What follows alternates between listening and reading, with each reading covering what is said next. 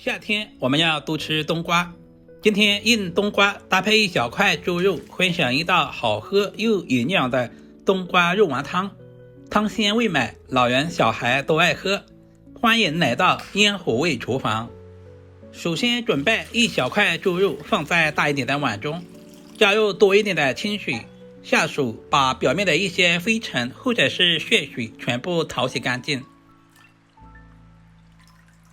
接下来我们简单改下刀，把回肉和瘦肉分开来，回肉放在一旁备用。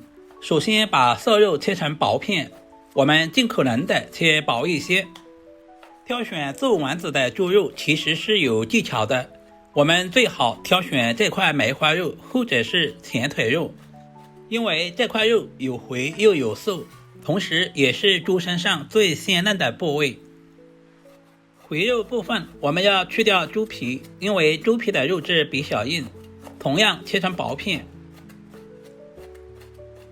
全部切好，和瘦肉一起放在绞肉机里面。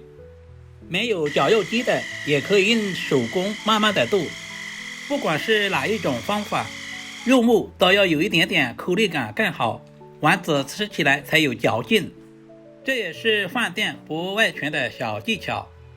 把肉末搅拌成视频中这样带有一点点颗粒，放在大一点的碗中备用。不管是调包子馅或者是饺子馅还是肉丸子馅，我们都要准备一些葱姜水。一小把清洗干净的香葱切成小长段，一小块去皮的老姜先切成薄片，再切成姜丝，全部切好放在小碗中。往碗中加入18颗花椒，然后准备一个八角掰成小瓣。很多人只放葱和姜，做出来的肉馅还有肉腥味。加入花椒和八角有两个关键作用，花椒能够中和猪肉的腥膻味，自带清香；八角释放复合肉香，不用料酒也能彻底的去腥，香料水渗进肉馅，丸子里外都入味。捣成视频中这样放在一旁备用。接下来简单把肉末调味，加入小半勺的食盐，然后再加入少许的松茸鲜，加入胡椒粉去腥增香，加入小半勺的蚝油提鲜，加入大半勺的生抽酱油，然后再加入1勺葱姜香料水。葱姜水我们要分2到3次加入，戴上手套充分抓拌均匀，使所有的肉馅和调味料以及葱姜水完美的融合。只有让肉末吸走了水分，做出来的丸子才会鲜嫩多汁。第2次加入葱姜香料水，再次抓拌均匀。在腌制肉馅的过程中，我们最好不要加料酒，因为料酒的味道很冲，那样做出来的丸子有一股怪怪的味道。充分的搅拌均匀，放在冰箱冷藏2个小时，方便下一步的操作。趁肉馅冷藏的时间，我们来处理冬瓜。今天的冬瓜不需要太多，准备200克左右就差不多。首先把冬瓜的外皮削下来，冬瓜皮也不要直接扔了，可以用来煮水喝，还可以缓解感冒。很多朋友认为冬瓜皮可以放在一起煮，但是冬瓜皮质地比较硬，而且表面难免有脓残，处理不干净。如果放在一起煮的话，不方便老人和小孩食用。把冬瓜切成大约2个1元钱硬币的厚度，切记冬瓜千万不能切太薄，不然的话在煮制的过程中会烂成一锅，那样的话做出来的成品就不好看了。冷藏1小时的肉馅拿出来，表面喷一点点食用油，食用油形成隔离层，挤丸子的时候肉馅不粘手，轻轻松松就能够挤出一个完完整整的肉丸子，不会一坨一坨的粘在手上。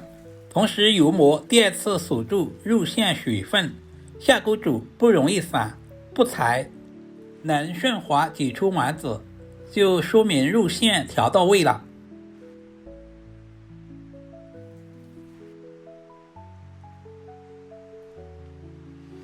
起锅加入少许的食用油，先把冬瓜下锅爆炒片刻。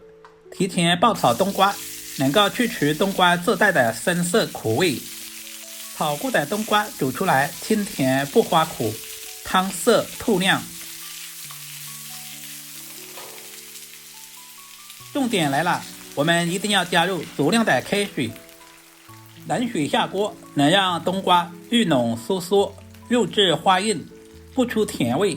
开水能够快速焖软冬瓜，还能避免丸子下锅遇冷水收缩变柴。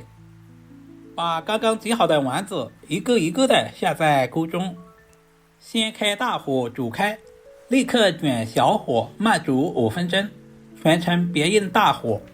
随着温度的升高，锅里面出现了少量的浮沫，我们要把这些浮沫全部捞干净，这也是腥味的主要来源。